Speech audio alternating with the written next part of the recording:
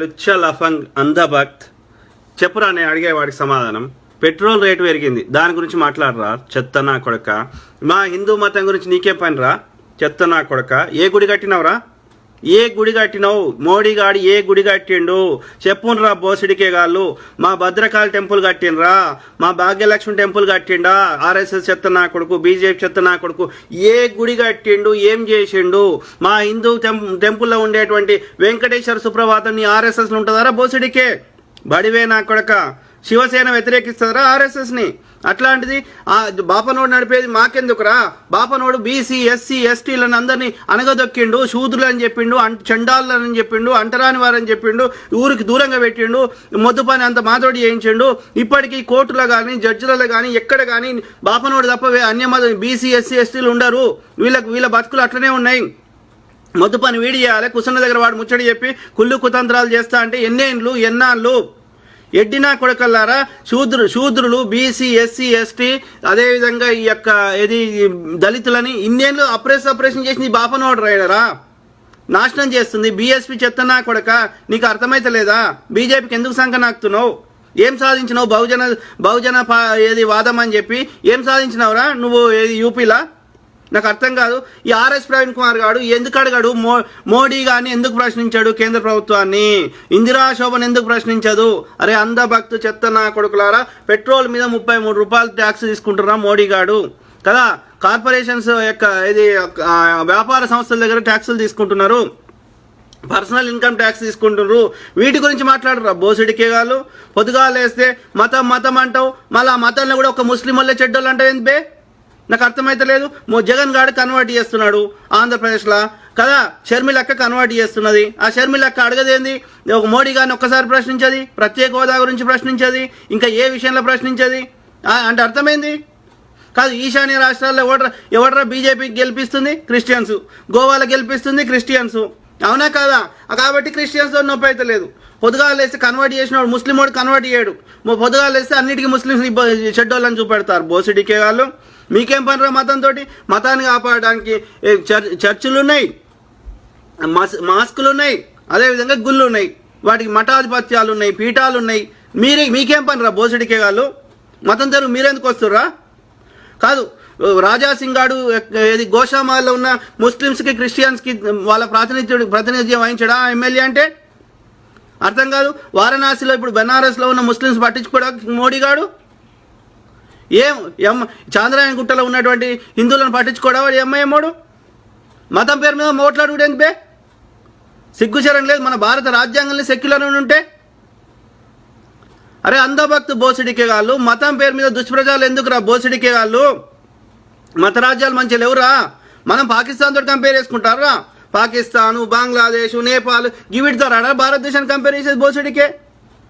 America, China, Japan, Germany, France ఇట్లా compare చేసుకోవాలి బే. భారతదేశం టాప్ 10లో వచ్చేదాన్ని ఇట్లా మన్మోహన్ సింగ్ ఆలయంలో జీడిపి పరుగులు పెట్టేది. మరి నీకు అంత హిందువుల మీద ప్రేమ, హిందువులే ఉండాలంటే బోసిడికే గాళ్ళు మరి 70% సిక్కులు ఉన్నారా బార్డర్లా?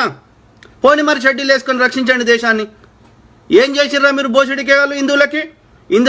మోడీ గారు వచ్చినాక 84% హిందువులు పేదోళ్ళు తయారయ్యారు బోసిడికే. ఉన్నదంతా దోసుకొని దొబ్బుకోబోతున్నారు ప్రజల సొమ్ముని. భారతదేశాన్ని అగమ్య గోచరం చేస్తున్నారు. ఈ ఎడ్డి నా కొడుకులకు అర్థమైతలేదు.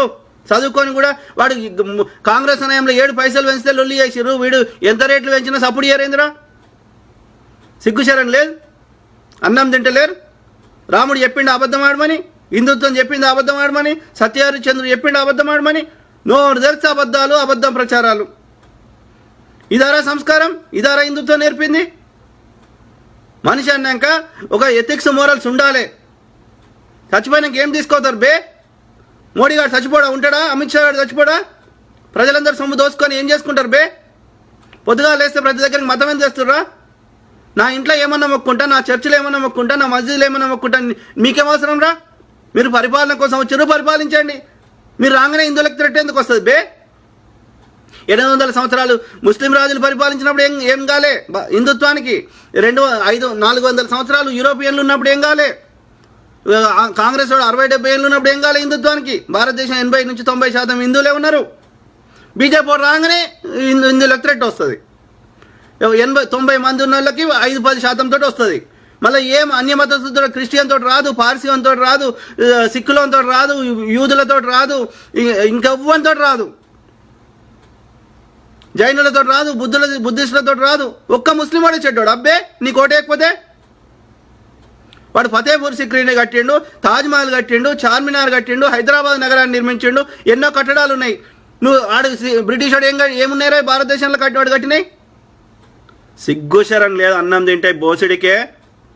ఆలోచించబే, సంస్కారం ఉండాలి.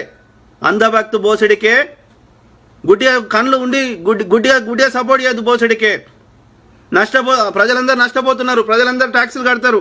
ట్యాక్సులు కట్టకపోతే ఐటీ దాడులు చేస్తున్నావు. మరి నువ్వు తీసుకున్న సొమ్ముని ఏం చేస్తున్నావు? మేము అడిగే హక్కు లేదురా మాకు. ఐఐటీల గురించి మాట్లాడు, కాలేజీల గురించి మాట్లాడు, డిజిటల్ ఇండియా మాట్లాడు, మేక్ ఇన్ ఇండియా మాట్లాడు, బుల్లెట్ ట్రైన్ల గురించి మాట్లాడు, అభివృద్ధి చెందిన దేశాలు ఏమున్నాయి గవి మాట్లాడు. బే, రిలీజన్ ఈజ్ ఏ ఓల్డ్, అయిపోయింది అది దాని పని. ప్రజలు అభివృద్ధిని కోరుకుంటున్నారు. రిలీజియన్ అనేది పర్సనల్ బిలీఫ్ సిస్టమ్. అది ఏ బిలీఫ్ సిస్టమ్ నమ్మని ఆవులు, కుక్కలు, పందులు, ఏనుగులు, లేకపోతే అడవి మనుషులు ఇవేం నమ్మరు. ఏ మతాన్ని బతుకుతున్నాయి అవి. కాబట్టి మతం తిండి పెట్టది. బాపనోనికి అంత ఇది ఉంటే మరి మీరు మంత్రాలు చదివి చేసుకోరు అని. మరి మంత్రం చదివి రూపంగా తగ్గించుకొని, మంత్రం చదివి బట్టలు తెప్పించుకొని, ఆకాశంలోకి వెళ్ళి మంత్రం చదివి పంట తెప్పించుకొని, చెత్త నా కొడకల్లారా. పొద్దుగా లేస్తే కూర్చున్న దగ్గర చెడు దబ్బుకుంటా, పొద్దుగా లేస్తే సమస్యల నుంచి దృష్టి మరచి, పొద్దుగా లేస్తే ప్రతిదానికి మతం తీసుకొని వస్తారు. అన్నం తింటలేరు బే. నా హిందుత్వాన్ని అంటరానితనం పెట్టి హిందుత్వాన్ని నాశనం చేసి, అనేక రకాలుగా సబ్బండ వర్గాలను అన్నిటికీ దూరం చేసి, మళ్ళా కన్వర్ట్ అవుతుంటే సపోర్ట్ చేయరు బోసుడికే వాళ్ళు. గలీజ్ నా కొడుకులు బీజేపీ, ఆర్ఎస్ఎస్, బాపన్న నా కొడుకులు. వాళ్ళంతా గలీజ్ నా కొడుకులు లేరు. ఓకే, కాబట్టి మన భారతీయులారా, తెలుగు ప్రజలారా, తెలంగాణ ప్రజలారా, ఆంధ్రప్రదేశ్ ప్రజలారా, మనం ఉళ్ళు కావద్దు. మనం ఒక తెలంగాణని ఏపీ వేసుకోవద్దు, యూపీ వేసుకోవద్దు. ఓకే, మనం ఏపీ మన కంటే చక్కగా లేదని ఈడ పని చేసుకోవడానికి వస్తున్నారు. బీహార్ చక్కగా లేదని ఈడ పని చేసుకోవడానికి వస్తున్నారు. యూపీలో ఉన్న వాళ్ళు ఢిల్లీలో పని చేసుకోవడం బతకడానికి వస్తున్నారు. బీజేపీ మిత్ర పక్షాలు పరిపాలించే అన్ని రాష్ట్రాలు అడగనే రాష్ట్రాలుగానే ఉన్నాయి. కాబట్టి మనం గట్లా చేసుకునేది లేదు. కాబట్టి ఈ గలీజ్ నా కొడుకులను తన్ని ధర్మేద్దాం. ఓకే, ఈ ఉత్తర భారతదేశంలో వాళ్ళు ఇక పాపం అమాయకులు, చదువుకోలే. హాయ్ ఫ్రెండ్స్, మా టుడే టుమారో యూట్యూబ్ ఛానల్ చూస్తున్నందుకు చాలా థ్యాంక్స్. మరిన్ని లేటెస్ట్ వీడియోస్ కోసం వెంటనే సబ్స్క్రైబ్ చేయండి. అలాగే ఈ బెల్ ని కూడా రింగ్ చేసేయండి. మా నోటిఫికేషన్స్ అన్ని మీ మొబైల్లో వస్తాయి. అలాగే మా వీడియోస్ మీకు నచ్చితే లైక్ చేయండి, షేర్ చేయండి, నచ్చకపోతే కామెంట్ చేయండి.